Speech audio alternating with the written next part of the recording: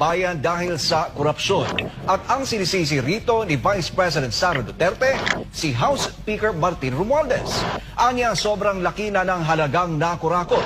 Kaya kahit palitan pa si Romualdez, hindi na maibabalik ang ninakaw niya sa bayan. Si Jason Rubrico sa balita. Sunod-sunod ang maanghang na pahayag ni Vice President Sara Duterte mula sa isyu ng korupsyon na kinasasangkutan umano ni House Speaker Martin Romualdez, patutsada ng anak ni Representative Benny Abante hanggang sa investigasyon ng kasalukuyang administrasyon laban sa kanyang mga kaalyado. Walang kumpirmadong impormasyon si Vice President Sara Duterte kaugnay ng umano'y pagpapalit kay House Speaker Martin Romualdez. Pero git niya, huli na ang lahat kung ito man ay mangyari dahil malaki na umano ang nakurakot ni Romualdez sa pondo ng bayan. Wala akong information. Wala akong information sa document na magpapalit kay Romualdez.